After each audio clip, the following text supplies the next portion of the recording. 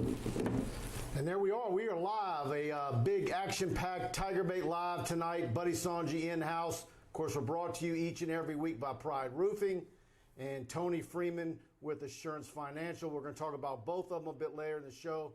But obviously, there's a lot of regional, national, local discussion about the future of Ed Orgeron, where this LSU football program's going. A brutal loss, excruciating loss to Auburn at home Saturday night.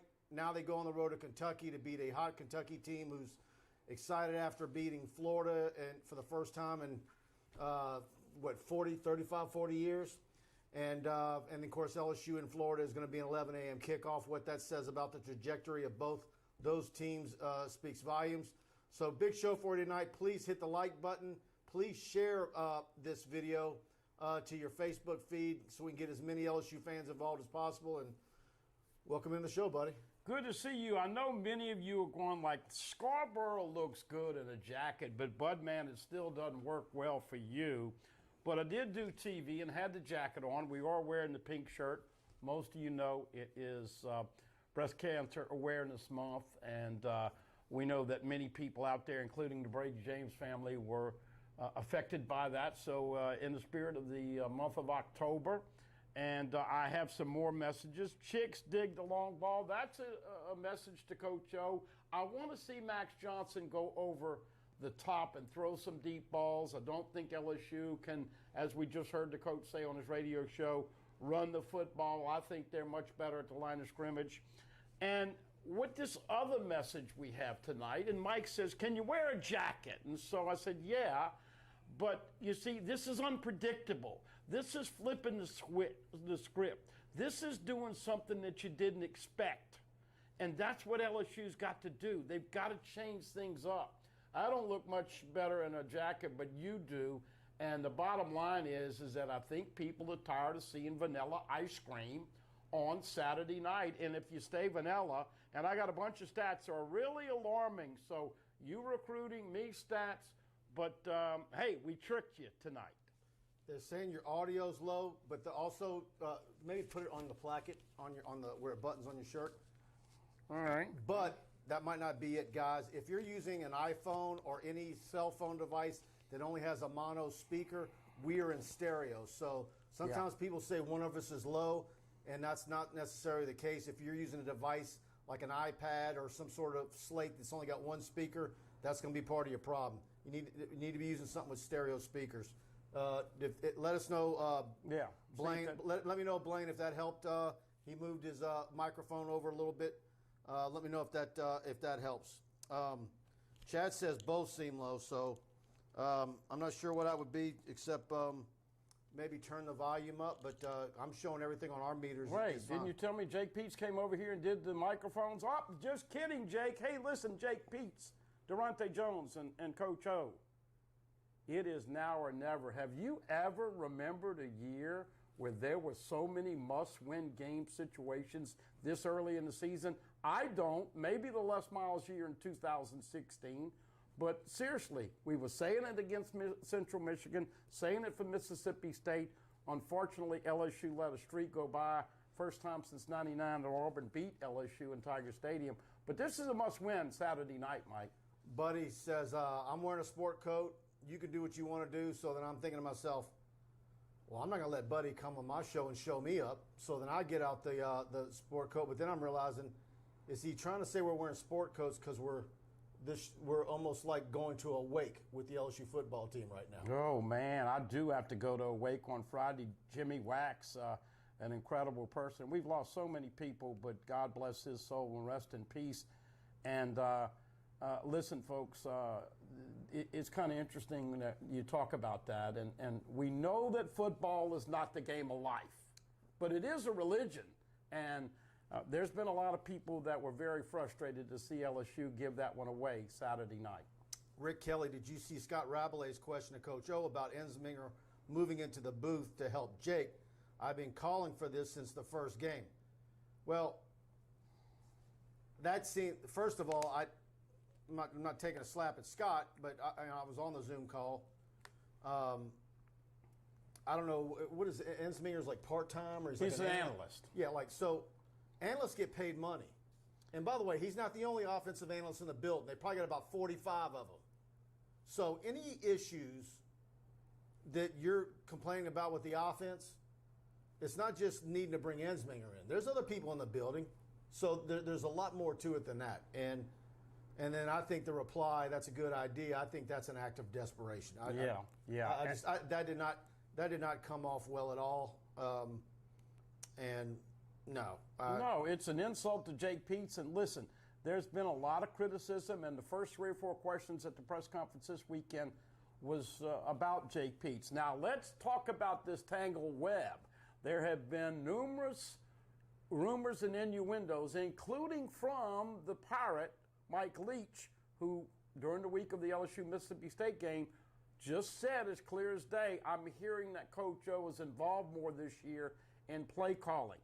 But here's the real skinny, Mike, as it's been related to all of us.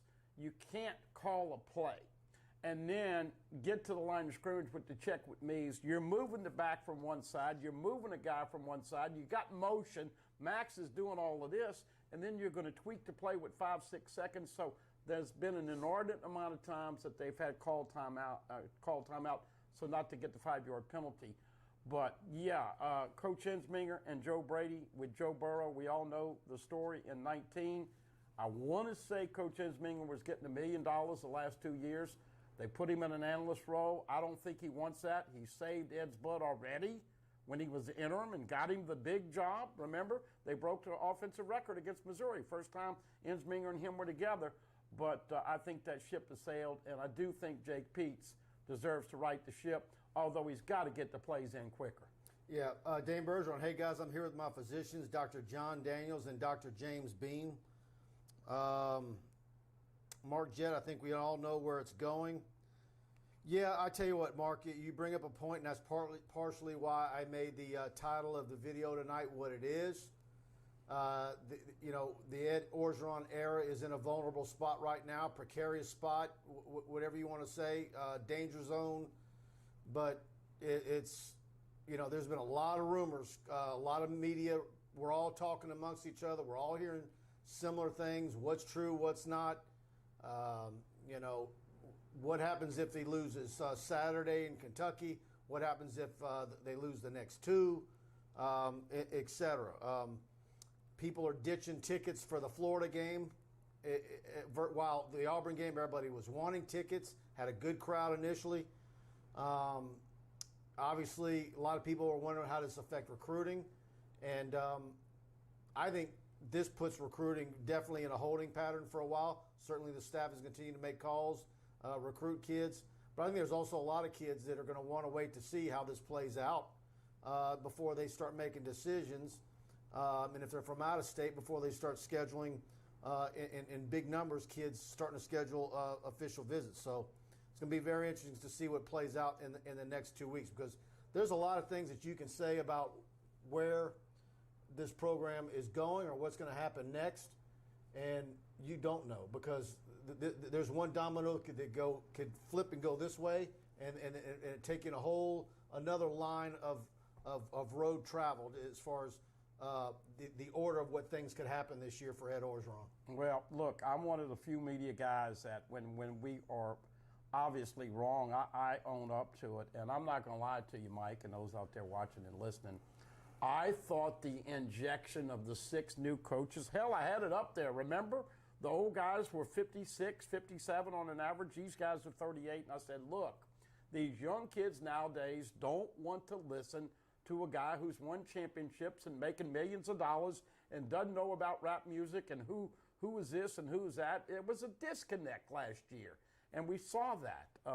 Joe Brady, one of the reasons that he was so successful is he brought a lot of what Sean Payton and the route tree and all, but he also was younger, and those guys could relate to him. The thing about Linehan was when LSU announced that Linehan was a guy, I mean, the mockery and the laughing on Twitter.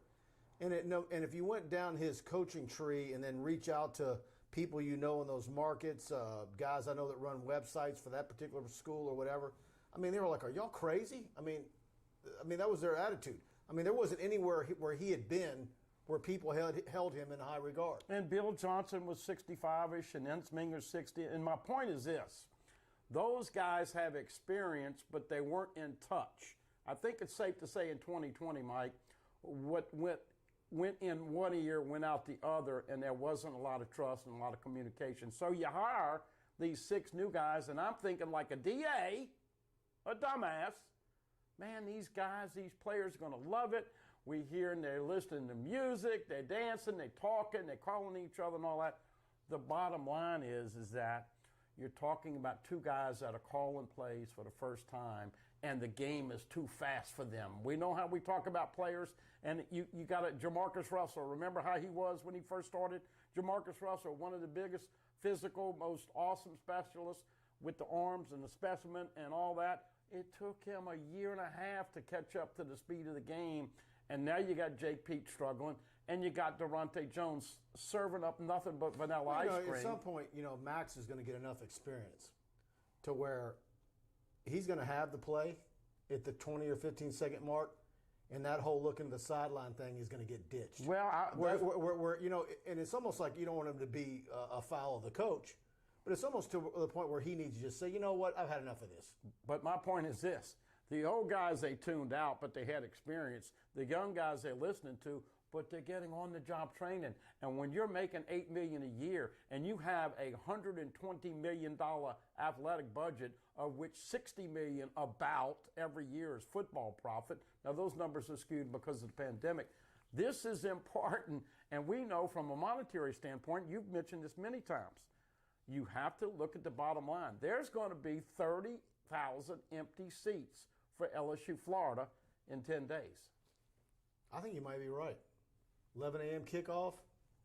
If they lose this game, that is going to be a tough crowd, and that is money that you are losing. So you got to balance all those coming off things. a COVID year, when you need to rebound big financially. But even though the SEC cut you all nice little checks to give you a bump. Cameron Rogers, do you think the offensive coordinator would do better on the sideline instead of the box? Maybe that would help him get the play in on time. You know, I see this, and I've been waiting to say this. I've never seen an offensive coordinator up in the booth with the binoculars. He's looking on there, and usually the guys want a peripheral to see where your safeties are and when they're coming in, and if they're showing zone and they man-to-man, all those technical things. But I just don't think he's getting the play in time. Here's the thing, though. Is there any chance that Jake Peete would absolutely tell you something different as to why there's a delay? Yeah, but I don't think... Is there any chance that when he calls it down, it's at the 18-second mark, but by the time it gets to max, it's at the 5-second mark? You think Orgeron is changing the play? I don't know I'm just saying. Is there, is it going through Mangus and then it's going, is there something in the chain? No, but he's taking all the heat for it. DJ Mangus and Jake Peete in the press box, as well as Durante Jones. Mm-hmm. So... And what's Munoz? Wallpaper? I see him standing there. No, Munoz is up there too, I think. Yeah. So, look, I understand what you're saying. My coach says that Orgeron is having more an impact on what's called during the week. In other words, when we're second and third. Well, that's Les Miles' disease right there. That's basically saying you won a national championship and you think you're smarter than the guys you brought in when you have no experience on the offensive side of the ball. And then when you say, well, that's a good idea to bring Ensminger in to help a guy, that doesn't help your relationship with him. So it's a big hot mess right now. Robert Williams, what's up, dudes? Thanks for being in the show, Robert. Y'all do me a favor. Again, if you're on YouTube, please, if you're enjoying the show, hit the subscription button and the notification bell and give us a thumbs up. It helps us with our algorithm. Leon Nietzsche, go Tigers. Christopher Ortego, how y'all doing, fellas? We're all doing good. Blaine Smith, good evening, Mike and Buddy. More practicing at running back for what reason? Yeah. Now, I was able to verify that was not the whole practice. They just put him in there for a couple of plays. I think your best bud and one of my great friends, Jacques Doucet, had that on his Twitter. But then he went back and practiced for wide receiver. It's a mess, and let's just call it the way it is. This has been going on for about a year and a half of LSU not playing the hot running back. Corey Kiner's averaging 5.2 yards per carry, and can you believe this, Mike? Yeah, I wish we could cough up some yardage with the run game, but Can you believe it? LSU's played 5 games. Yep. Do you know how many rushing touchdowns they had? A 1, a 2.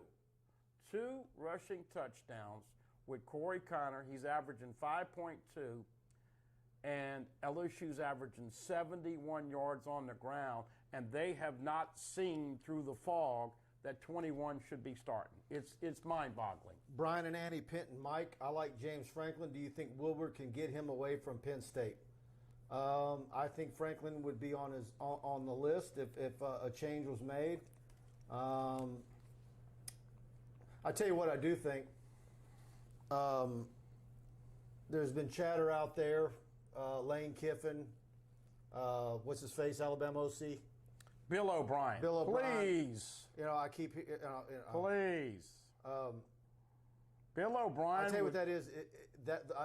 If my sources say, Bill O'Brien and Lane Kiffin, those are smoke screens. Those are absolutely those smoke screens. are not Scott Woodward type of hires. I'm sorry, they're just not. And so, if you want to talk about Franklin, Cristobal, Brian Kelly, Fickle, Mel Tucker, yeah, Eric Bieniemy, who many people thought he was going to get a head coaching job in the NFL. That could be an African-American coach that would get an interview. But Jimmy Sexton is trying to push Lane Kiffin to get Lane wants to leave Ole Miss, but it's not going to be at LSU. No, that crap he pulled Saturday. It's like I was kind of defending him because he had gone a long time without stepping in. Can't help himself. And he did that, and I'm telling you, it was the fakest moment ever. He did that on purpose because he wanted that on tape. And this is what I believe. He wanted that on tape if Ole Miss upset Alabama. He wanted that, him acting, get your popcorn ready. You know what I mean? He wanted that little bite, and then if they won, that would just set him up. And the mic drop, too. I mean, all of that. He said it wasn't premeditated. Yeah, I'm disappointed in him. As good a salesman as he is, he should have gotten an NIL coach's popcorn deal after that. Yeah, so then my question, my thought is all right, seeing what we've seen, I mean, Mulkey is one thing, but how we watch thinking about the baseball coaching search and the names we were on, the names we were talking about, who was on the hot board. And so I guess you need to ask yourself, who is the Jay Johnson this football cycle? Well, is there a name that be like a Jay Johnson, a guy that's out there, that's done an unbelievable job at where he's at, but maybe he's got a ceiling that he can't. You can have a good amount of success, and so as Woodward done his homework, and there's a Jay Johnson football type hire out there, and he got that job because of the way he interviewed, and that's probably what's going to come down here.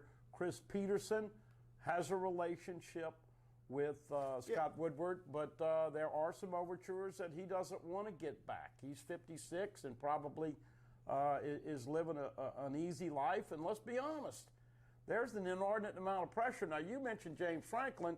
Oh, by the way, he was in the SEC East at Vanderbilt. So if he comes and takes his gig, he's got to go against Auburn and Nick Saban and Jimbo. I mean, look at what you're jumping into here. I tell you, there's one other thing that's going to happen through this whole coaching search, and I would love to nip it in the bud. And I think you think like I do. What's that? This whole, they're not from the SEC. They're from the West Coast. Or they're from up north. Look at the success LSU has had with Yankees and fish out of water. I mean, look at Skip Bertman. Yeah. A Jewish man from Miami. Yeah. No issues. Nick Saban. All right. Les Miles. All right. Wait, but that was the Saban. I'm not going to talk about the last so many years of Miles, but look at the success that a lot of folks not derived from the SEC geographic area or Louisiana. That's got to stop. That's one thing we know about Louisiana. Louisiana is a melting pot. We absolutely like outsiders. We like for them to adopt our culture. The whole borough with the EAUX, that's no different. So that's my take on that. That whole, if they're a good coach and they got a good personality and they have charisma, just because they don't know where Bunkie is on the map right now, give them time. They'll find it. And they'll have a driver to get them to Bunkie. And, of course, there is a football game on the SEC Network, 6:30. as the Tigers. I've got some stats. And excuse me. By the way, I'm talking that way. Not to interrupt you, acting like it's a done deal that Orgeron's going to get the boot. Right. But yeah, I kind of interject these kind of things because there still is a football game. Although I got to tell you something. After that debacle where they tinkled it away, played not to lose, settled for 4 field goals, the answer is in the stands. 19, nobody would have left. 19, LSU and Florida were tied at 21, and everybody stayed, and it was an incredible finish. In 19, LSU beat Auburn. Didn't play great, but it was the closest game. My point is that, Mike, you got a competitive ball game, and at halftime, tens of thousands of people leave. Is it because it's late, or is it because they've lost confidence in the product and the coaching? I'm not to put you on the spot, but if you had to put a percentage chance that Ed Orgeron will be the head coach at LSU for the 2022 season, what percentage would you put on it right now? Can I take the fifth? You can't. I would say that would be a small percentage. I don't know if there's a percentage that anybody would be happy with. Is it higher than 20? I don't think so. No, I do not. And you don't either. Yeah. I mean, listen, folks, this is the way it works. We're talking big business, and we're talking big money. And the money people are unhappy, stuff happens. And by the way, it really is a shame because, yeah, there's Ed Orgeron, but there's also a lot of quality people in the program. Sure. That are collateral damage. I mean, these first-year coaches, they came here, they uprooted their families, they bought homes. You know, there's that side of it, you know. I mean, heck, Durante Jones, I met him out one night. Oh, cool guy. Talk about one of the nicest people you'd ever meet in your life. And I like what he's doing with the defense. You like Blake Baker. Blake Baker's awesome. I mean, they're all Andre Carter. They're all good. I think the defense is doing a great job. Mixing, I mean, they're getting better every week.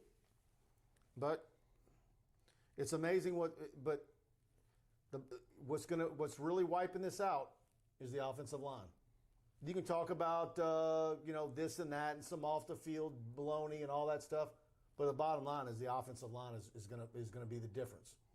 You know, I mentioned it today with Carter Bryant, who does a little YouTube stuff, and he shows some film, and it is obvious, folks.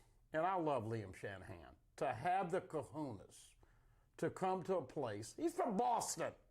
He's out there every week with interviews. He doesn't miss a day at practice. He hadn't missed a game. He's a man. He's soaking it all in. He's soaking it all in. And he's a kid who I wish would have great success. But he's having a trouble because he's getting pushed back, as well as Ed Ingram and Chasen Hines. And so I wish they would go back in the old. But meanwhile, when you watch Georgia look like, the 85 Bears. Well, that's Cedric Van Pran, who's the center over there. Cedric Van Pran. You're right. But my point is, and we know Declis has been hurt and Cam Wire's been in and out. So look, Brad Davis has had a lot of issues to deal with. But why? If you're letting them come in anyway, let them come in. Chip them. Let them come in, and you throw the middle screen. Remember Charles Scott in the middle screen, and they actually could execute that? Where's the jailbreak screen? Where are the quick slants? I know that everybody knows. When was the last time we saw a middle screen at LSU? That's what I'm saying. You got to be more creative. You got to get it in on time. And for the life of me, please, can you feed Keishon Butte for the whole movie? He gets 4 balls in the first drive. He catches a touchdown pass. I think he had 6 receptions in the first half. He had 1 in the second half, and then he had the big drop at the end of the game. Jake, you got to give that man 10, 11 targets a game. Come on. If you have a 4 wide receiver set, and I said this Saturday night, I want to see 1, 80, 6, and 11. Okay. And I'll tell you who's coming on, and I think you're going to see 2 guys make some plays this weekend. Malik Neighbors is finally getting healthy. And Neighbors. Neighbors. So that's your 5. And then Armani Goodwin is another guy who they're hoping is over the ankle problems. By the way, Sage Ryan, we're waiting for him to play. There's starting to be some smoke and fire that he's healthy and he's ready to play. Major Burns is out. And, we don't make comments We don't make comments to make personal accusations or finger pointing on people, but I think I'd rather see Cam Lewis and somebody else back there in the safety spot with Jay Ward than Todd Harris. He's given up a lot of deep balls, Mike. I want to talk about Tony Freeman. Sponsors our show each and every week. She's so excited. She's getting calls from you guys that have been watching the show. She's absolutely the best in the business. And so if you're thinking of buying a new home, refinancing your current mortgage, but haven't found a lender you can trust, let me tell you about Tony Freeman with Assurance Financial here in Baton Rouge. She's a dear friend of mine, someone who many of my friends have used for their mortgage needs over and over and over again. Her knowledge and over 25 years of experience in the mortgage industry is unsurpassed. She offers a wide knowledge of home loan products, whether you're a first-time home buyer, ready to buy a new home, or you just want to explore your refinance options. Tony can guide you through your next mortgage experience. You can feel confident you're making the best financial decision with Tony as your guide. Not only is Tony a huge LSU fan, but Assurance Financial is a proud partner of LSU Athletics. Give her a call today, 225-239-7150. Again, call Tony at 225-239-7150. Tell her you heard about her on TigerBait, NMLS number 104765, and Equal Housing Opportunity 70876.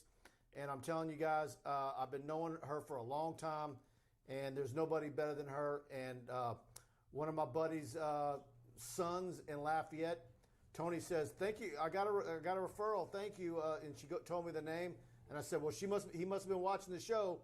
And but she was so excited. And then he messaged me and says, "You were so right about everything you said about Tony.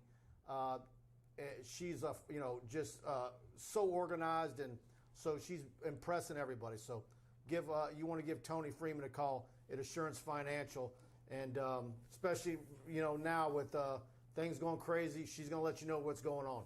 And of course, a job well done is a job done with pride and by Pride Roofing. They are the official roofers of Buddy Sports Talk, Mike Scarborough, and TigerBait.com. Commercial roofs, metal roofs, they do it all for you. I've gotten a bunch of feedback from people who are doing business with Mike and Alex. And quite frankly, Mike didn't want to tell you this last week. I was exhausted, but I was also negative. I was very negative towards LSU. And, I don't mince any words. If things are going good, I tell you, get your perfume, get your cologne. Ladies, get the credit card and go buy a new outfit because daddy's happy that they beat Florida, Alabama, or whatever. But when it's bad, it stinks. And people need clothespins. And right now, this team is not being coached up, and they're not playing up to their capability. I do think it's fair to say this, too, though, in retrospect. They have had the worst freaking luck that I can remember in a long time. Everything that possibly could go bad has gone bad. It's not an excuse. It's not a reason. But you talk about the Hurricanes, you talk about Miles Brennan, Glenn Logan, on and on and on, Derek Stingley. Mike told me last Thursday, Derek Stingley had surgery today. Well, it's just coming out now, a week later. And, of course, he got another NIL deal with Waiter, and he's saying all the right things. But that kid's probably never going to play again. And so an incredible amount of injuries and bad breaks. And then you talk about inexperience with the coaches. And it's just, and coaches sometimes step in their own doo-doo.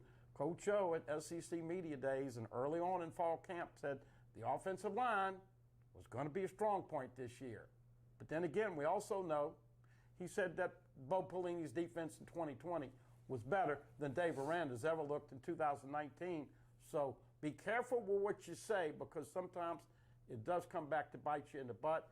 I think play calling could alleviate some of the problems on the O-line, but they've got to get more 4 and 5 stars in that offensive line. See, I've never really gotten a good grasp as to what's the best tact for a coach.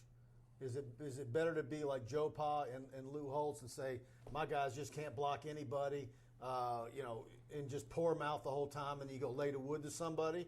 Or is it better to, through the media, give your guys confidence in that you think they're really good? And or do you think Ed Orgeron actually believed they were going to be really, really good?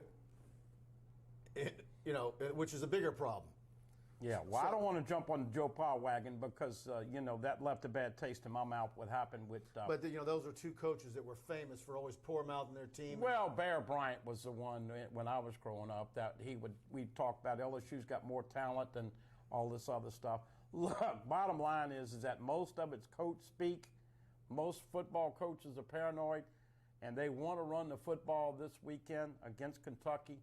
They better call some different plays. And I got to tell you, man, watching that Kentucky and Florida game last week, Kentucky's not sexy, but they're very fundamentally sound.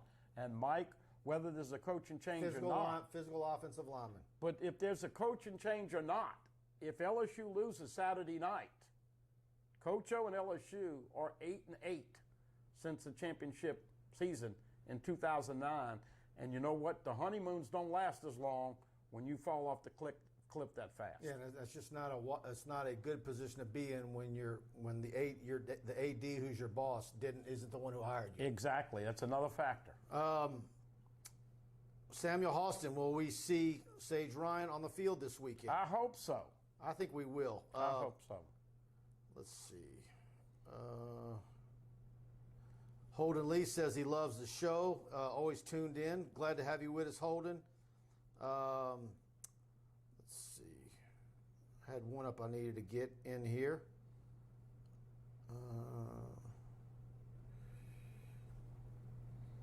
Mo Funky Danu, Budman is a legend. Let's go.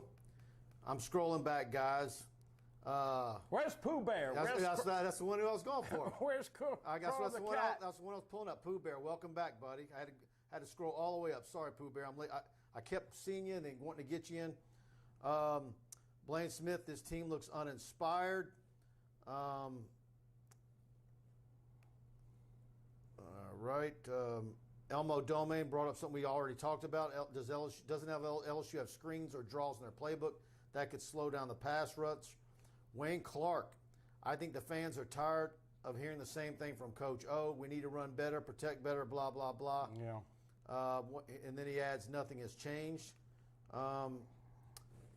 Daniel Glenn wants to know where Spicy Buddy is tonight. I think he's got a little. Of course, that was at 8:13 when you posted that, so it's 8:35. So I think you've gotten some. Quan Bell, go get Joe Brady and let's whip ass again. And you know what? Not going to happen. How many times does some people have to be told this? Joe Brady said when he left here, I hate putting my future in an 18-year-old's hands. I don't like to recruit. This is a guy that after 1 year and didn't do a great job the first year with Carolina, he was kind of learning on the job. He got 3 or 4 head coaching opportunities. Joe Brady is going to be in the NFL as a head coach in a couple of years. He's not coming back to LSU. I'm not trying to denigrate the poster, but I tell you what, if Joe Brady comes to LSU, Mike and I will both find 2 women and have a shotgun wedding. Here's the thing. There's a big difference between, and Nick Saban saw this. You got a GM in the NFL, but a lot of people think Brady's a year or 2 away from being a head coach somewhere in the NFL. Sure. But that's a big difference between. But he don't like recruiting, and that's the lifeblood of college football. You gotta want to recruit. It's long hours, and there's a lot of, as we know, Mike, with NIL. I keep stressing, it is a changing time. Oh, by the way, if you could just reiterate to everybody what you think the additional 7 scholars are going to mean to LSU now that the NCAA has approved that. Kyle Wick, John Robinson is an analyst. Are we bringing him in to help the new hires out? I think not. O owns this fiasco. You ever seen the movie Office Space with the 2 Bobs that come in and interview everybody in the building and say, what is it that you do here? You know, I'd like to have an accounting of all the analysts. What is it you do here? Well, yeah, I bring this folder to that guy, and then that guy brings that folder to that guy. And what's the average analyst salary? $50,000 to $70,000. And because School A has 36 analysts, do you have to have 36? I thought. And are they all contributing? I thought they had about 10 this year, huh? 10, 11, 12. But listen, I hate to break this for you folks. There is a new moniker for LSU. I think that analyst thing is the biggest racket. Well, Coach O's got a couple sons that are analysts, so he kind of likes it. I think it's a racket. LSU used to be known as DBU, right? Now, LSU's called DMU. You know what that means, folks? That's Dead Money University. They're paying Matt Canada. They're paying Les Miles. They're paying Scott Linehan. They're paying Steve Ensminger. They're paying Palmineri. Sorry about that. Do I need to go on? Do you realize if the plug is pulled, the amount of dead money LSU is going to be paying? And Bo Pelini signing books somewhere how I made $5 million and played more golf than went to the practice field at LSU. It's true. The guy had more rounds at U Club than anybody else, and he was on the frickin' football staff as a defensive coordinator. It is amazing. If you want a lifetime fantasy job, get you a gig as a football coach at LSU. You'll be well paid, and more than likely. I want one of those analyst gigs because I think that's the plum gig. But I'm just saying, and you know what? In spite of what I all said, if it goes to hell in a handbasket, there's a lot of money to be caught up. As you've told me on numerous occasions, you think if you get the right guy. The thing about getting the right guy, folks, is timing. Scott Woodward is doing homework right now. Calls are being made to people because, A, you got to know about a buyout on the coach you want. B, you got to know if his family wants to come here. And C, you got to know if he's going to be the right fit because, let's be honest, Mike, this is not going to be a football team that's void of talent. There are a lot of – I look at this roster every day. I got stats to tell you. The biggest problem with LSU, they dominated the first quarter. They're beating teams 42-7 in the first quarter.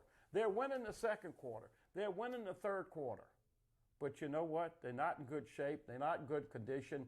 And they're getting out-coached, and they're getting tired. Why do you think Bo Nix was Superman on spinach Saturday night? They're getting outscored 57-31 in the fourth quarter because those guys aren't smart enough to make in-game adjustments in the second half. And UCLA and Kelly ate them up, and Derek Mason ate them up.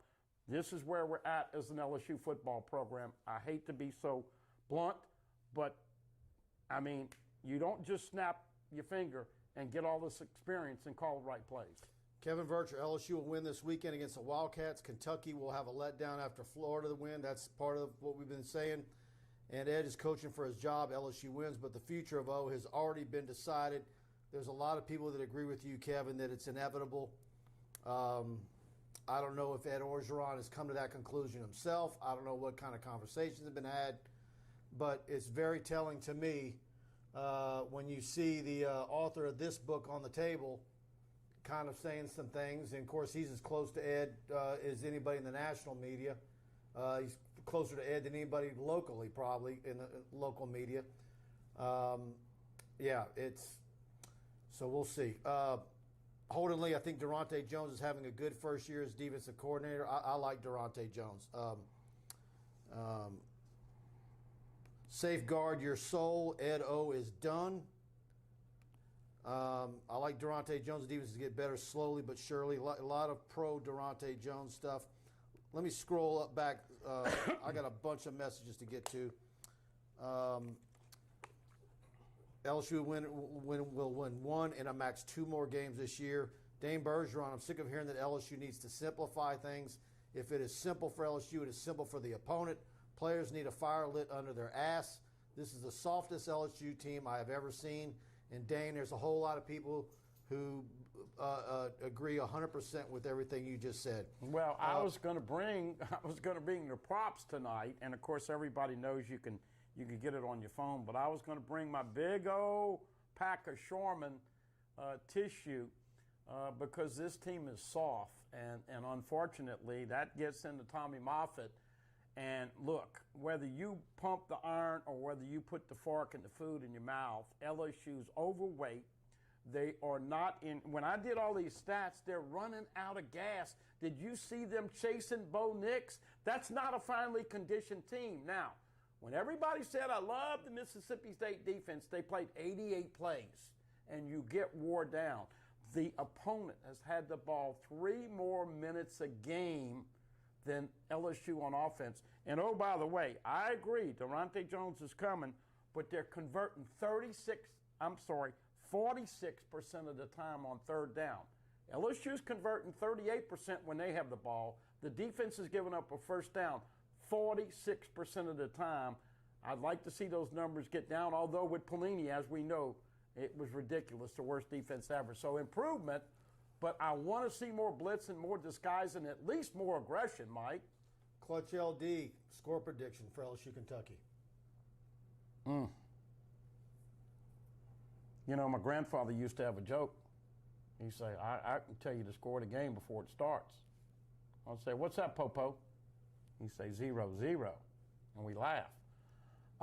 Mike, I'm coming around, and I think that it's going to be a very competitive game. But what I saw from Kentucky, and this will be a sold-out crowd in Kroger Field, this will be the first time in 71 years, if Kentucky wins this game, that they start the season 6-0. And they got a trip to Georgia next week, and they're going to get clobbered in that game. Oh, by the way, you want to see what Georgia's got? They are going to crush Bo Nix. When you see 99 from Georgia get his hands on Bo Nix, he's not going to look like Johnny Manziel like he did last weekend. Man, I'm having a hard time picking this game. Me too. I tend to think LSU plays well. I do too.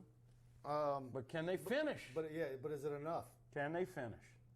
And then the hangover for Kentucky. But they've got, like you said, they've got a lot. They've got a real good opportunity. Well, here's the other thing too that we're not addressing. And by the way, since we're talking about Mark Stoops in Kentucky, this Bob Stoops stuff that needs to stop. There's multiple things that I don't want to hear about Yankees and not being from the South, and I don't want to hear any more Bob Stoops. No way. I like it when you get spicy. By the way, folks, believe it or not, I enjoy watching the show. Dude, he is an a-hole. I enjoy watching the show when Mike has it by himself or a guest than being here. But he lets me. By the way, I'm partially being selfish, and fans hate it when media are selfish or when media complain about press box food, or Orgeron's late or Miles is late. They hate that. They hate when we complain like that. Well, but Stoops is the absolute worst guy for the media. You want to talk about, if you're an LSU fan who loves all the little morsels and tidbits, that jackass don't give you nothing. I heard he's changed his first name to Richard, but anyway, I will say this. There's one other thing that we haven't addressed tonight, and I think it's worth talking about. Coach O said on the teleconference this morning, folks, there's a lot of smoke out there. And he admitted that he's hearing it. It's all over. We saw him at practice, 2 weeks ago? The veins are popping out the neck and the forehead, and all of that during practice. We've seen it during the game. He's under an incredible amount of stress and pressure that none of us can emulate or even fantasize about how it's to be walking in his moccasins right now. But here's the question to me. How does it affect the relationship with the assistant coaches? Because, they got to be going home and saying, honey, we took this job, and Coach O might get fired. We may be working somewhere else. But here's the more important question, and I'm talking to you players. Do you play because of this L? You play for the name on the back of your jersey? Are you going to take ownership and go out there and bust your ass and quit playing soft and gang tackle and play as a team and not jibber-jabber at each other and snap at each other when somebody blows the coverage?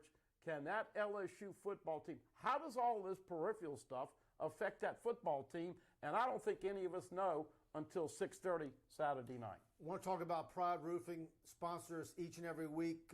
Big thanks to Mike Faraday, Alex Martinez for sponsoring us.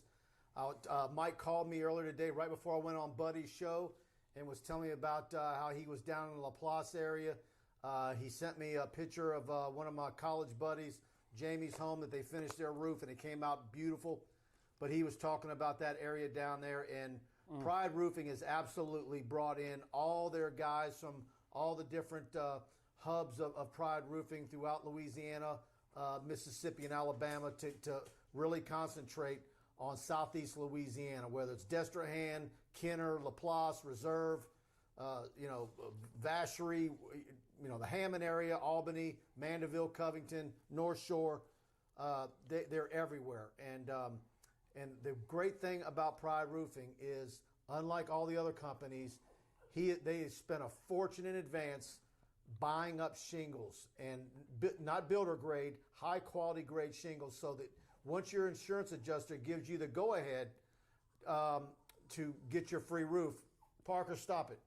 Once they give you the go ahead, you're not going to be waiting 2-3 months to get your roof put on. He's telling me that they're running about a little bit behind where they normally would in a non disaster time, but not far. And that's a credit to what they're doing at Pride Roofing. You get a 5-year warranty on the labor on your roof. They make all their own flashing. Again, nothing builder grade there. He says they're getting a lot of walk-ins at their location in Albany. So if you're in the Albany you're on Florida Boulevard, stop in there and say hello. You'll see Miss Tammy. Sometimes you might see Mike there. You might see Alex. You'll see their yard right there on Florida Boulevard. So check out Pride Roofing, 855-PRIDE-16. And if you call them and say you heard about them on TigerBait, they're going to give you free TigerBait premium for a year. And I've got more guys that I've got to get emails to and get them set up because people are jumping all over that deal. And, of course, I gave her a name yesterday in the Baton Rouge area. That number is 225-275-2041. Look, the Pride Promise is real simple, folks. We're going to get there on time. We're going to work our butts off. We're going to do a job that you're happy with and we're happy with. And they care just as much about the roof over your head as the roof over theirs. And, you hear that and you say, oh, that's just coach speak. That's just business speak. You told me right after the hurricane, they didn't have a bunch of their facilities. They didn't have lights, and they were worried about everybody else. Their roof was gone. But they were worried about everybody else before themselves. And so, folks, they really care. And once again, that Pride Promise, we're going to do it with pride, and you're going to have great pride. Speaking of Laplace, had a buddy that had roofing from them, didn't lose a shingle last time out. All right. Let me scroll through these. Guys, I'm so behind, I apologize to you. I'm going to get to all of you, I promise. Brian Manier, hey guys, the main reason why coaching is needed is because no decent quality proven coordinators want to work for Orgeron. Brian Madare. Hello, Brian. Good to see you. Brian Madare. Yeah, I know Brian from way back. He is a big consummate LSU fan. Mike, there has been a lot of scuttlebutt because, so much has happened about Marcus Freeman not taking a job, Ryan Nielsen not taking a job. And then, of course, Coach O, once again, put his foot in the mouth when he said Durante Jones was the third or fourth guy to get offered the job, and he accepted it. And he said, look, Durante, don't worry about that. He was the third or fourth job. He made a joke out of it. But I do think that's the one thing that people do like about Scott Woodward is that, as you alluded to, all these names that get thrown out, I mean, Bill O'Brien's got a better chance of seeing God than being the LSU football coach. This guy blew up the Houston Texans, and I'm telling you, Sherwin-Williams would have to be the corporate sponsor for LSU because he is like watching paint dry. He's so boring. 256 Moxley, what coaches are more likely to be retained if Orgeron is canned? That is an interesting question. And, of course, whenever you bring somebody in, they're going to bring their people in. So I think at this point that's just conjecture if you and I would take a guess. Well, it depends on who it is. Yeah. Does someone have they crossed paths with somebody that's on Orgeron's staff? And look, there might be some guys that get an honest look if a change were made where they say, yeah, I want to talk to you. Come talk to me. There could be some of that. I think there's some good young coaches on that staff, but I think they also are having on-the-job training, and at a place like LSU, that is a tough recipe for success. But don't be surprised if the place is leveled and there's nobody back. Yeah, you just never know. Munoz Gonzalez, yeah, he's always there. Let me scroll down. Yeah, Paul from Metairie. Hey, Buddy and Mike, how do y'all think all this talk about O is affecting the players? Will they play harder or give up? That's what we addressed a little while ago. Yeah, I don't think anybody knows right now. I think it depends on the kid, but I think the majority of them will want to play for him.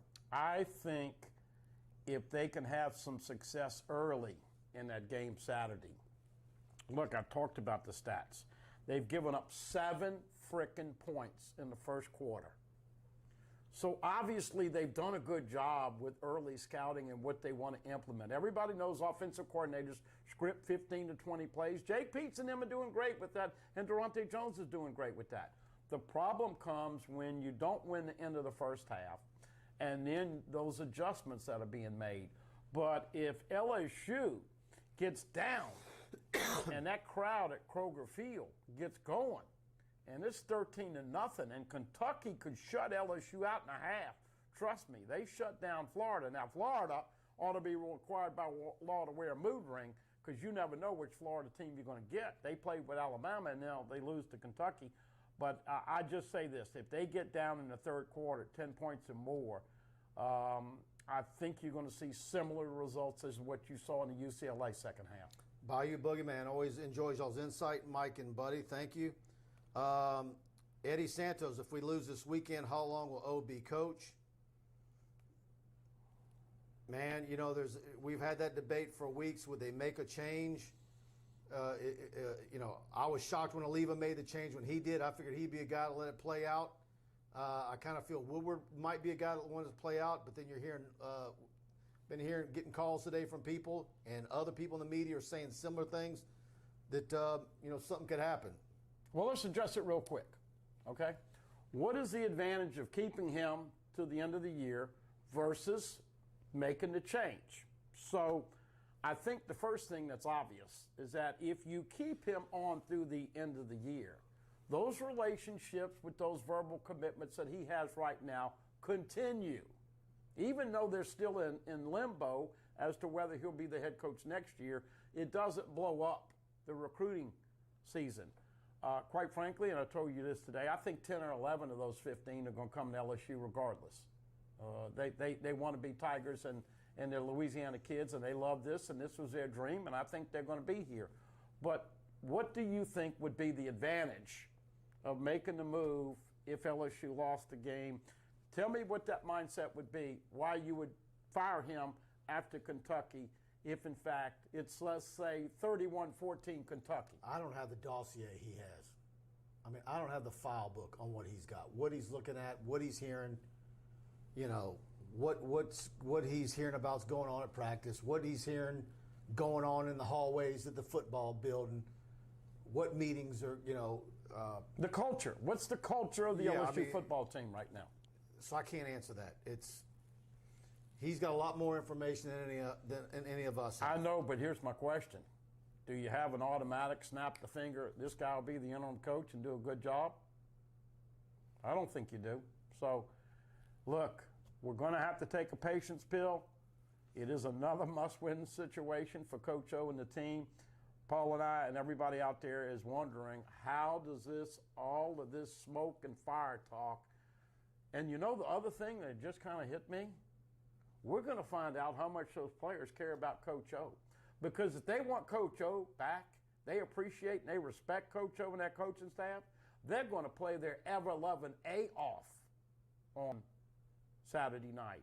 But then if there are some, and you only need about 5 or 6 to have a cancer on your team, and they're saying, man, he ain't putting me in, I got the Screaming Reds, this thing could go to hell in a handbasket. We saw it last year with opt-outs and all the other things.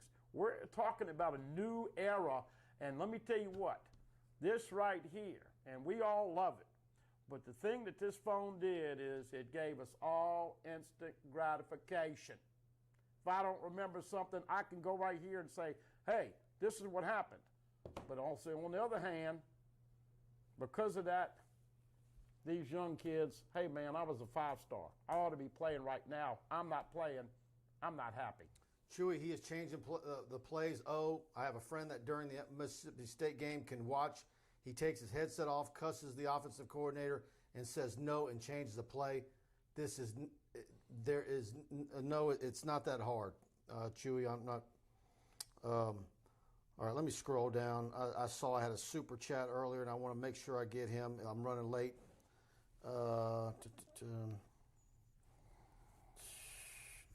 Is Kevin Falk back coaching? That should be a question that is asked. I didn't go to practice yesterday or today. Yeah, hopefully that question will be asked. Or maybe the guys that went to practice will have seen him. Oh, by the way, for those that you don't know, Kayshon Boutte is leading the country with 9 touchdown passes so far. He has caught a touchdown pass in 7 consecutive games.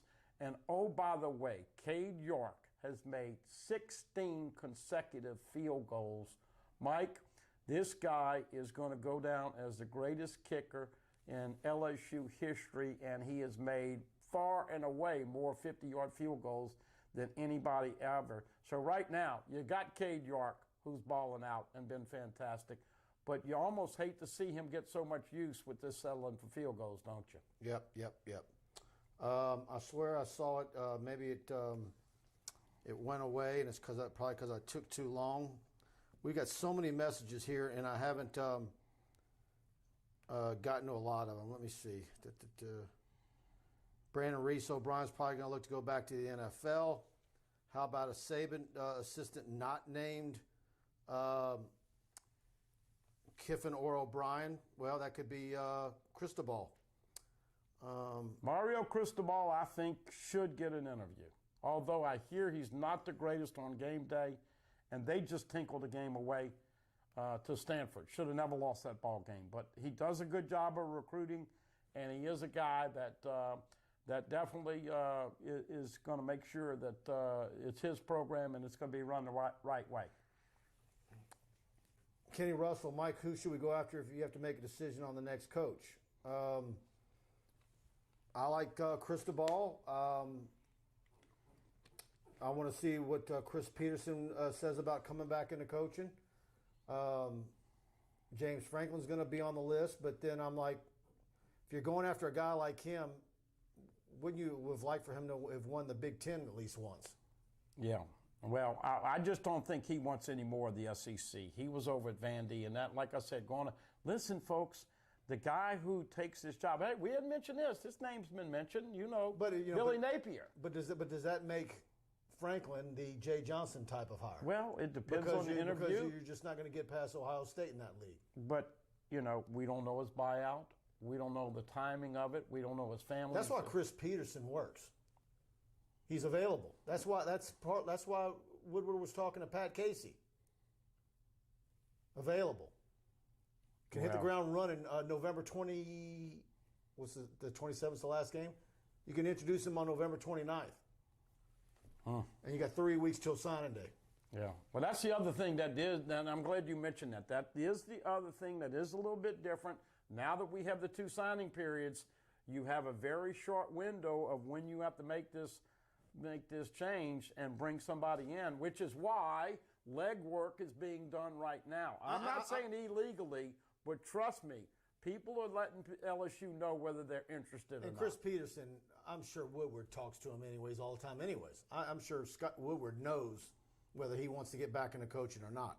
So, hey, look, Coach O, you don't want this kind of talk. You know what you do? You go over there and I'll give you a positive. Hey, can I give you a positive on this Wednesday night? He basically has to have a comeback story like no other comeback story and piece together some wins in a row that would be like, can you believe the turnaround at LSU? Now, please, folks, I know people are going to light me up if it happens next weekend, but I'm giving you some not half empty, but half full stats right here. Folks, LSU has not lost a fumble this year. They have not lost a fumble this year. They've recovered 3. Max has thrown 4 INTs. LSU, how many balls you think they've intercepted this year? 3. So they have 6 takeaways, 4 giveaways, which is a +2. I don't know if you heard Coach O say that before that guy that got that cheap shot in on the coach on the radio show.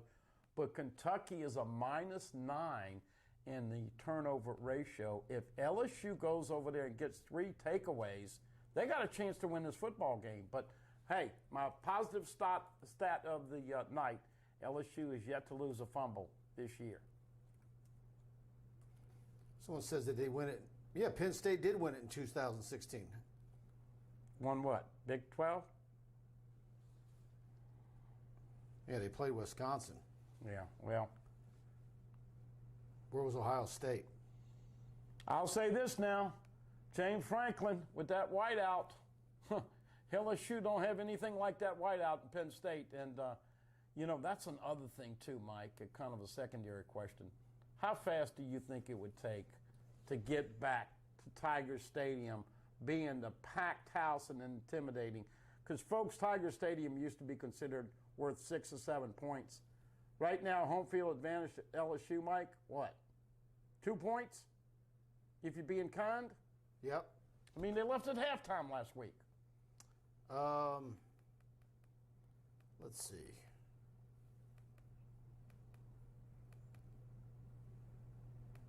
I'm scrolling up. Yeah, not Corey Raymond says Kenny Russell as far as interim coaches. Yeah, and this is one of my thoughts, Mark. Alabama thinks Cristobal is a successor. We should get him. That was why when I started putting together names a month ago, Cristobal was number 1 on my list because that's the guy that Alabama, a good number of their people want. What? Dabo? A little Dabo do you? Dabo? No, they don't want Dabo. Oh, no. I know. By the way, Clemson struggling. Ohio State not the same. Is this a year that the weirdo Jim Harbaugh gets Michigan potentially in the CFP? Mike, how big a difference is there? What kind of gap is there between Alabama and Georgia and the rest of the country in college football? Pretty big gap. Yeah, there is. They're really good. And Georgia, by the way, I'm telling you now, Georgia is going to sack Bo Nix. And I just hope the young man can finish the game. If that big number 99 from Georgia gets his hands on Bo Nix, you may see T.J. Finley. Yeah. Well, T.J. didn't look so hot last week. Well, he didn't have many reps. I mean, he didn't have much of a chance.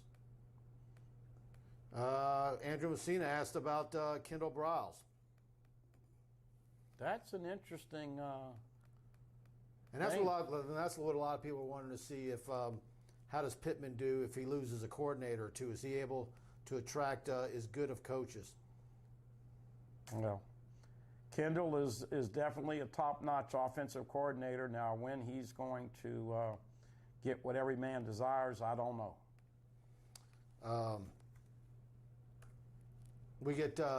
I think we get Jay Johnson on Thursday for a tomorrow.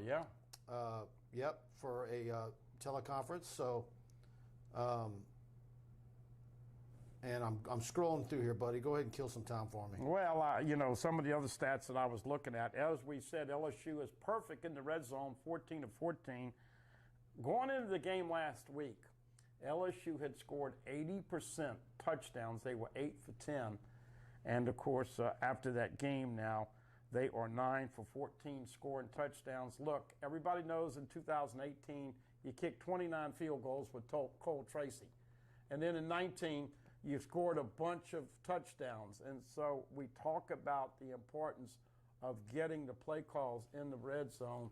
And, Mike, this is what's so frustrating to the LSU fans, that you're not finishing off plays. And, oh, by the way, Deion Smith had a ball that was right there in his hands. If he catches it, they get 6 instead of 3.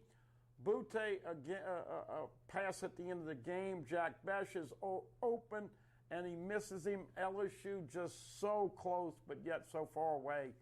And you're here thinking that maybe this would be a special weekend if they could put this thing all together. I have no idea if this team is pissed off and it's us against the world, or if they're thinking, well, if the coach gets fired, I don't know. I mean, what do you think the players are thinking right now? And say it in between themselves. I mean, look, I think a lot of them are just like the fans. They see Twitter. They're seeing what's out there. Someone might have been in their car and heard that call into the show at the end of the Orgeron show that they had to hit the delay button on, but it was too late. Pooh Bear, Buddy and Mike, would you want a Saban assistant giving the streak? Somebody's going to break through one day, just like Auburn broke through last week after 20 years. Well, listen, I know that some people still have the jilted lover syndrome for Nick Saban, but the fact that he has won more national championships is one thing. The fact that he goes through coordinators and doesn't miss a beat, and that's because there's a process in the way he does stuff. And when he hires you, you don't listen to him. In other words, look what Coach O was saying. I hired Jake Peets because Joe Brady's recommendation.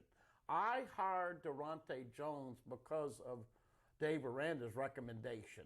Now flip that over to Alabama, and you go over there, and whether it's Lane Kiffin or Steve Sarkisian or Bill O'Brien, guess what? Coach Saban is going to tell you how the cow eats the cabbage. That's his system. And I think that's one of the negatives that Ed had going in, Mike, when he was hired. He had never been a coordinator before, and I think that's coming back to haunt him a little bit, because if you had that experience, then you'd be better able to teach Jake Peets and Durante Jones what to do in these pressure-filled situations. But just think about what I just said. He listened to Brady for Peets. He listened to Aranda for Durante Jones. Could you imagine Nick Saban saying that to that crazy Alabama fan base? They would go ballistic. So if they hire Cristobal, will it be Cristobal's on Highland? Huh? Look. Get another Italian head football coach? Absolutely, but I'll just say this. Every time, and this is the funniest thing, and look, I'm driving by in town today, and there it is, Canes with the big sign, Go Coach O. There you go. Chance Babin says Ohio State made the playoffs that year. Penn State did not. Yeah, I didn't think Franklin had won that. But look, you heard what I said? Canes, I'm driving by, and they've got Go Coach O in a positive way. But if you read that, you could perceive it to be a negative way. Kenny Russell. Are recruits like Walker Howard, Shaz Preston, and Quincy Wiggins wavering in their like for LSU? No, I don't believe that. I hear we're getting negative recruiting against. Of course they are. But that would be going on even if LSU is undefeated right now. And that it's starting to break through. Look. Well, here's an interesting thing, Kenny and Mike. Name me one other school. No, just give me one other school that you can say, oh, by the way, the last 3 LSU football coaches have won national championships. You know anybody else that can say that? No. So my point is this. You sell LSU on what potentially it brings to the table. And that is a place that can be special with the right time, with the right coaches, the right recruiting, and I think it's obvious. And see, Kenny, and that is the calculation that Scott Woodward would have to make. And that's when you're pro and conning whether to make a decision early or not. Well, no disrespect to Les Miles and Coach O. Because you make a decision now, you're basically going a minimum of 6 weeks before you could name a coach. Yeah. And if Woodward's list is going to be like his baseball list and his women's basketball list, maybe not so much in women's basketball, but, she was hired after the tournament. Mm-hmm. Are you going after a coach that's in the playoffs? Are you going after a coach that's in a major bowl in that school for the first time and he wants to coach that team in the bowl? And meanwhile, you got a unbelievable group of prospects in Louisiana for the class of 2022 that you need to get on the dotted line because most of them are midterm grads. Well, and they need to know now. That was my point, though. I still think LSU is a top 10 program potentially. It's not right now. probably a top 20 program right now. I believe it is one of the top 5 jobs in America. Well, I'll just say, I'm going to put it in the top 10, and you sell that, I guarantee you there would be plenty of people that would be interested. The timing, the buyouts, all the other stuff that's involved in that complicated equation, we're going to have to wait and see. But it is amazing as we talk here on this October 6th, Wednesday night. Mike, how did it happen so fast? Everybody having the time of their life on the 13th of January in 2020, seeing the greatest offensive team ever, without a doubt the greatest passing and greatest overall team. All those draft picks, losing Brady, losing Burrow, and that 2019 class being absolutely rotten. And so, you know, folks, the honeymoon don't last as long as it used to. Jarquise Dennis, I want Fickle. John Roberts says Chris Peterson. Chance Babin, Billy Napier. Yeah, I'm not understanding what Napier's doing. I don't know what he's holding out for. But I don't know how anybody aspires to be a long-term coach in the skunk belt. Yeah. Buddy, don't jinx Cade York. Oh, wait a second. If you've seen him kick, look, well, dude, he's kicking everything right down the pipe. And you know what? He's going to miss one sooner or later, okay? But he's the greatest LSU kicker. And let me see what he is for his career, because I put that down here. Cade York is 47 for 56, 84%. And he's got like 8 or 9 kicks over 50 yards. He's due to miss one. I thought he was going to say don't jinx him, because, you know, they're going to lose a fumble at some point. But I'm trying to bring some positive stats, so don't think I'm superstitious. Mo Funky Dan, I'm assuming this is a cut and paste of Eric DeLeon, who did a super chat for us. If it is, thank you for posting, because it rolled right past me. But I'm sure Mike and Buddy love it when you two are together. Y'all have good chemistry with a lot of knowledge, insight, and sources. Appreciate it. Thank you very much. Thank you. And sorry for getting to it late. Mark Cumby, LSU athletes are way better than Oregon athletes, talking about Cristobal. You know, the bottom line is with all these, whether you want to talk about Brian Kelly, I saw Dane Bergeron mention Chip Kelly.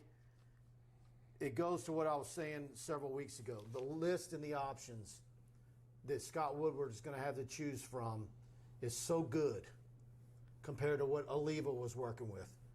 You know, one of the first things we do is running websites like TigerBait is we put out a hot board when there's a coaching change.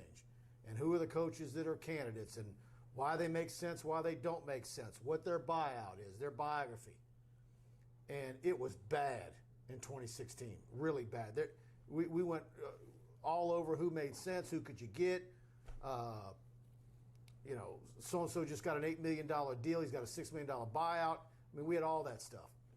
And so it was bad. Whereas now, and not only that, even if Oliva would have had the chops like Woodward to go out and hire a big name away from a school, you know, the guy looks like a lifer at his school, Oliva didn't have the ability to pull that off like Woodward does, because nobody wanted to work for that asshat. So there you go. And they all want to work for Woodward. Scott Woodward should do business with Pride Roofing. You know why? Well, because there's no leaks with Scott Woodward. You may act like you know what's going on.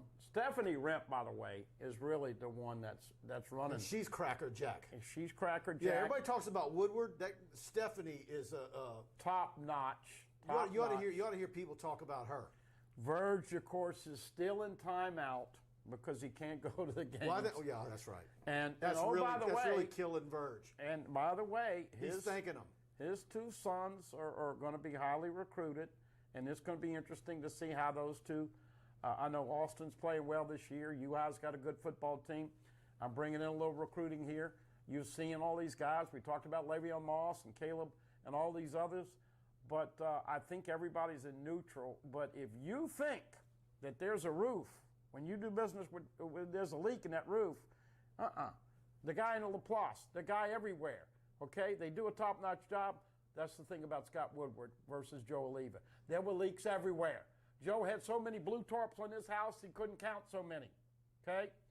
This guy doesn't have any leaks, and there's a lot of smoke screens, and Jimmy Sexton is trying to reel all in about Lane Kiffin. Yeah, you're going to hire a guy after you've had all this scrutiny and all this bad publicity about Title IX, and you're going to hire a guy that has been a bad boy, that's behaving, and all of a sudden he's got a mic drop, and he didn't even get a popcorn sponsor out of it. Come on, Lane, your game is slipping. Yeah.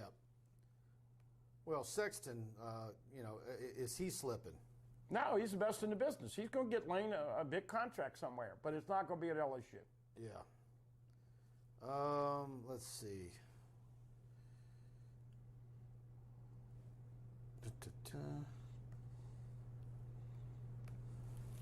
American Patriot Buddy is going to jinx Cade York on a winning field goal, which will get Coach O fired. Well, let me just say this. Thanks for the super chat. Thank you very much, American Patriot. Let me see this, American Patriot. If I've got that kind of power, then I want to see LSU throw some bubble screens. Holy cow, how frustrating is it to all of you? First series of the game, they throw a little swing to Corey Kiner. He turns his shoulder, he catches the ball, he gets a 4-yard gain. It's a lot better than running it on first down where they average 2 yards. They never went back to the frickin' play. Here it is, LSU is coming back after they're down, and they're trying to go down the field, and they give the ball on a delay to Tyrion Davis-Price, running the clock, and he had no chance to run anywhere. It's just so frustrating, and I know coaches are paid for W's and not entertainment, but that's the reason I bring these stats. When the other team has the ball 3 minutes longer per game, you just don't enjoy the game as much, and so they haven't been fundamentally sound. But look, I have big shoulders. If I have to take a beating because somebody fumbles or somebody misses a kick, bring it on. But if you're going to give me some kind of power, can we throw to the backs out the backfield? Can we do the middle screen? And can we play action? Because chicks dig the long ball. I want to see Deion Smith catch one. I want to see Brian Thomas catch one. I want to see Butte get 10 targets in 2 halves. I mean, if I'm going to have some input, I got a long list, Mike. Hey, y'all, I want to have y'all go subscribe to TigerBait.com. You can get the $1 free trial period. Try us out for a week. Really need to check out the Caleb Jackson video and Le'Veon Moss video I shot Friday night. Great video with Caleb Jackson as well. And then Joe was out at St. James Carr. You got to see that Aaron Anderson video. And she also got an interview with him. He don't do many of them. That's on TigerBait. Go check that out. You can get on the site for $1. Try us out for a week. And you'll get our newsletters, our text alerts for breaking news. And what else do we have on there? I've got a bunch of other videos coming your way. But the Moss, Jackson, Aaron Anderson, I've got some Tigey Hill. I got some Shaz Preston coming. We've got all that stuff ready to go for tomorrow. So go to TigerBait, subscribe. When you choose if you choose the $1 trial period, be sure to make sure if you're going to stay on board with us, and I hope you do, that you choose the annual package. You basically save money when you do that. You get 3 months free, essentially. So we want to have you as a subscriber. If you're on YouTube, please subscribe to us there. As you can see, we're loading videos up every day. Player interviews, Orgeron press conferences. I'll go live from high school stadiums showing you about who I'm filming that night. Preston does the same. So we've got all that for you at TigerBait. Hit on our YouTube, subscribe, hit the notification bell. And if you're watching us on Facebook, do the same thing. Follow, like, and do all that for us. We want to have you as a subscriber at TigerBait. And we went an hour and 18 minutes tonight, buddy. Hey, just want to give everybody the Joe Burrow wave. Now, look, if there's a fumble or a missed kick, I don't want anybody to think I'm dodging you. I am having a wisdom tooth pulled next Wednesday. So they tell me I am going to be out of pocket. My cheeks are going to be fatter than they already are. So I'll be off next Wednesday. But I'll be watching you, and I know you'll do a great job. I enjoy interacting with people. And you know what, folks? It is amazing how we are impacted by the sport of football. And we've got so many great female watchers and listeners, and they learned a long time ago, if you can't beat them, you join them. I want to see LSU get back to have the best tailgating in the country. I want to see LSU be able to successfully execute contraflow after the game. I want to see LSU have concessions as good as the food that's cooked outside of the stadium. But more so than anything, I want to see LSU take pride in the product that they put on the field Saturday night, because you have great pride. Because you know what? We're 48th and 49th and 50th in every damn thing that's important. So please, can we get back to having some pride with this LSU football team? I'm out. All right, guys. Good night. Thanks for tuning in. We'll be back here. Preston and I will be here in post game. I'm not sure what game I'm going to tomorrow night or Friday night, but I'm hitting the road, and so on the lookout for that. And we'll be here in post game Saturday evening talking about either an LSU win or an LSU loss and what comes further. So this game can go either way, but we'll be here for you at TigerBait.com. Go subscribe, and thanks to everybody for your comments, super chats, the works. Good night.